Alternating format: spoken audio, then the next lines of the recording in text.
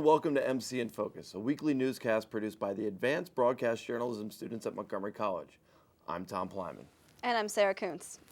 On Wednesday, Elizabeth Taylor, the legendary actress, died. I'm alive! Too hungry for love. Famous for her beauty, her jet-set lifestyle, her charitable endeavors, and her many marriages, Taylor was 79. She was hospitalized 6 weeks ago with congestive heart failure, a condition she'd struggled with for many years. Taylor was more celebrated for simply being Elizabeth Taylor, sexy, glamorous, tempestuous, fragile, always trailing courtiers, media, and fans. She was hailed in her prime as the world's most beautiful and desirable woman. Taylor knew how to invest her money by creating the Elizabeth Taylor AIDS Foundation after her best friend's death. She was in movies such as Who's Afraid of Virginia Woolf, Cleopatra, and Reflections in a Golden Eye. She will be terribly missed. Earlier this week, 4 New York Times journalists were released from Libya. The Turkish embassy intervened and talked with Libyan authorities on behalf of the U.S. to arrange the journalists' release. Among the captured were reporter Anthony Shahid, photographers Tyler Hicks, Lindsay Addario, and videographer Stephen Farrell. In 2009, Farrell found himself in a similar situation as he was captured by the Taliban in Afghanistan and rescued by British commandos. According to the New York Times, the journalists were captured by followers of Muammar Gaddafi in Ajdabiya because they entered a rebel-controlled area of Egypt without a visa. Although the bombing of Libya delayed their release by one day, they were freed Sunday and crossed into the border into Tunisia. Bethesda woke up on March 12th with a horrible scene at one of its stores. Jana Murray was found dead at the Lululemon Athletica store, almost decapitated and with a fractured skull. According to police, the main suspect is her 28-year-old co-worker, Brittany Norwood, who was accused of stealing merchandise from the store. Norwood, of Washington, D.C., is now in jail without bail on a first-degree murder charge for the death of Jana Murray. Norwood appeared in court via video conference in which she was limited to answering procedural questions. As concerns over what is being spent where and how increase, some Republican leaders have proposed cuts that would severely limit how much money is available for college students. President Obama had proposed a freeze in future Pell Grant values, but Republicans say this is not enough. The debate hinges over what is better for the economy, cuts that have an impact now, or spending money that could impact the future. On the blog, The Hill, Michelle Renee said this in response to more cuts. I'm a recipient of both federal and state grant aid.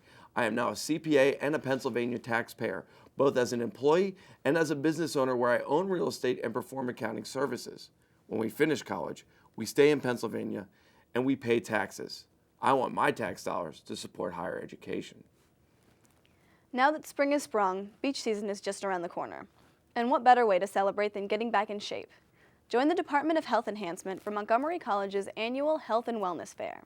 Those participating will have the chance to learn about all of the different aspects of wellness from experts on campus and in our community. There will be fitness assessments, vision screenings, raffle prizes, and much more. The fair will take place on Wednesday, April 6th, and the festivities will start at 9:30 and go through the afternoon until 1. The fair will be held in the main gym in the PE building, so head on over and choose your pathway to wellness. The annual Cherry Blossom Festival kicks off in D.C. tomorrow. This marks the 99th anniversary of Japan's gesture of friendship to America by sharing these beautiful trees. Events are happening across the district, starting tomorrow and ending on April 10th. Organizers are using this opportunity to aid relief efforts in Japan. A pre-festival fundraiser this Thursday brought in donations for the Red Cross Relief Fund. More fundraising efforts are planned throughout the week.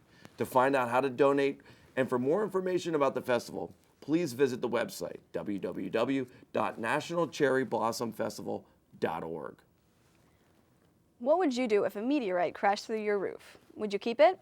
The Smithsonian's Museum of Natural History is keeping a small meteorite that crashed through the roof of a doctor's office in Virginia last year.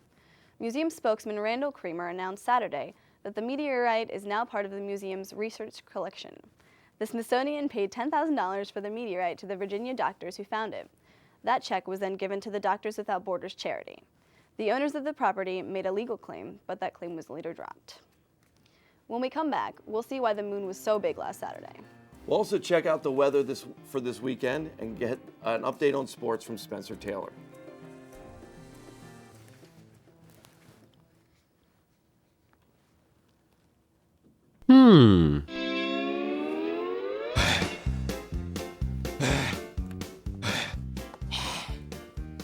Huh?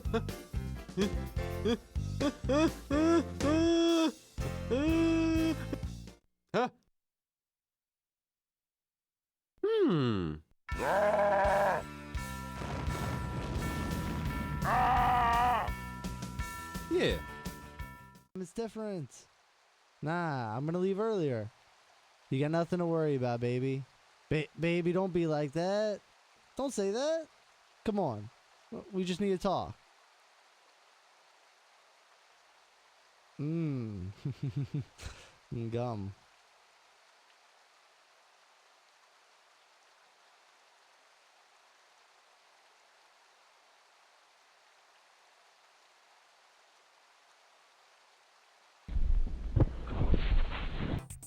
I want to be a filmmaker. Ik wil piloot worden. Uvijek sam žela da snimam kamerom. Ich werde ein erfolgreicher Geschäftsmann sein. Quiero ser un cientista. أريد أن أكون صحفي. Get educated, break boundaries. Did you know that MC has a cricket team? I sure didn't. My co-anchor, Tom Plyman, went out and talked to the team to find out more. When people talk about college sports in March, they're usually talking about the NCAA basketball tournament. But at Montgomery College, the madness surrounds a team you might not expect. That's because the team plays cricket. Wait, you might be asking, what's cricket? Most sports fans know it as a game that's played everywhere but the United States, making it one of the world's most popular sports. Hundreds of thousands watch live and millions more on television. So it shouldn't be surprising that an international game would take hold at an international school like MC. What is shocking is how good the team is and how little attention they get. In 2009, despite a lack of official uniforms, funding, or even a practice field to call their own, the team won the very first college cricket championship. Following that win and coverage by the Washington Post and New York Times, the Knights tried to build on their success but were unable to make it to the Final Four in 2010. This year, the Knights returned to the tournament, knocking off schools like Auburn and Rutgers to reach the finals, but eventually lost to regional rival George Mason by a score of 138 to 124. Returning next year is the team's breakout star, Adil Bhatti. So there's plenty of reasons for optimism going into next season. With MC in focus, I'm Tom Plyman. For those students who have problems passing the auto emissions test, SERA, the Student Emissions Repair Assistance Program, may be able to help. Here's MC in Focus reporter Nick Mudd with the story. When it comes to getting our vehicles tested for emissions, a lot of people cringe in fear because they know there's a strong possibility their car might not pass. But there is an organization to help with that. SERA is the Student Emission Repair Assistance Program, and it was created just for that purpose. In conjunction with the Maryland Department of Environment, SERA is able to help pre-registered high school and college students in Montgomery and Prince George's counties. We had the opportunity to sit down and talk with spokesperson for SERA and the MC Automotive Department Program Director, Deborah Anderson, about what exactly SERA is and how they can help students like you. Yeah, it's called the SERA program. It's a partnership that Montgomery College has with MDE, which is the Maryland Department of Environment.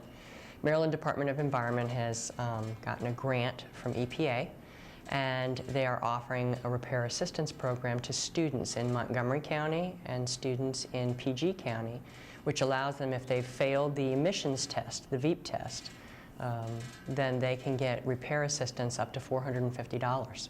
During the first semester, there was a limit to about 25 students who were able to get their vehicle inspected. This semester, the sky's the limit. It's open to any student in PG or Montgomery County. Could be a high school student as well as a college student. The only proviso is that they have to be owner of the vehicle. Now, they can have a co-owner if their parent is co-owner on the registration, but their name has to appear on the registration of the vehicle. Students interested in the SERA program should get their applications in immediately. We've got applications, and I've got information. They could call me personally. And they can go online and get the application from MDE. They have to fill out the application form, send it into the Maryland Department of Environment. Then Maryland Department of Environment sends them a letter of approval, and they get in touch with me right after that, and they make an appointment to bring the vehicle in. Thanks to the SERA program, students now no longer have to fear or worry about getting their vehicles tested. For MC in Focus, I'm Nick Mudd. We can expect some wild weather this weekend. Today is mostly sunny with a few clouds. Highs will be in the mid-40s. Later tonight, it'll cool down with lows in the upper 20s. Tomorrow, partly sunny with highs in the mid-40s. Later in the evening, we might even see some snow. Lows will be in the upper 20s. Then on Sunday, we will see more snow with highs in the upper 30s. The snow should be gone by Sunday night, and we can expect lows in the upper 20s. The Capitals are going to the playoffs, and we're going to go to Spencer Taylor for some sports and some news about March Madness. What's going on, Spencer? Thanks, Tom. Well, with only 8 games left in the season, the Caps are getting ready for the upcoming NHL playoffs. Currently 2 points out of the lead in the East behind the Philadelphia Flyers, with the Boston Bruins 4 points behind them in 3rd place. The Caps will make their final push to the playoffs without their captain and star player Alex Ovechkin, who's out for at least another 4 days with an undisclosed injury. The Caps won't say if Ovechkin will be better by the time the playoffs come around, but they're hoping he'll be back on the ice in no more than 7 days.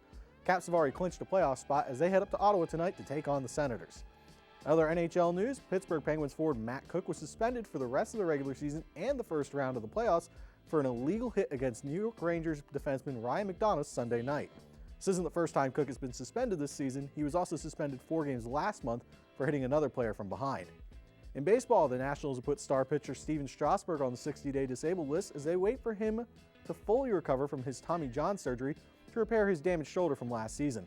Opening day of baseball season is March 31st. And in the NBA, the Wizards took MVP candidate Blake Griffin and the Los Angeles Clippers to double overtime Wednesday night, but in the end still fell 127 to 119.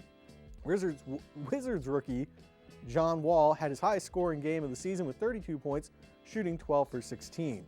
Well, it's March, and that means it's March Madness in the NCAA. Sweet 16 got underway last night with Arizona upsetting Duke, UConn taking down San Diego State, Florida dropping number 3 BYU, and Butler beating Wisconsin.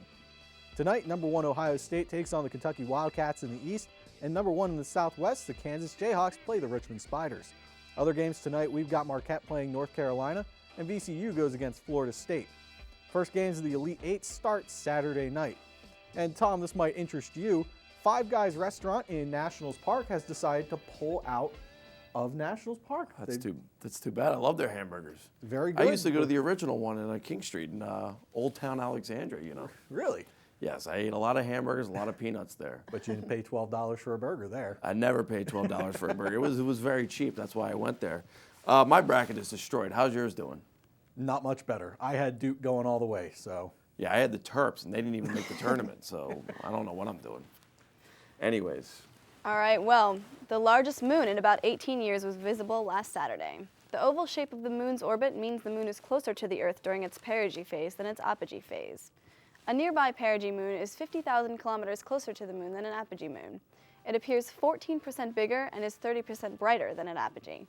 Low-hanging moons seen through objects on the horizon already appear larger than usual, so the perigee effect only amplifies that appearance, something researchers have yet to fully explain.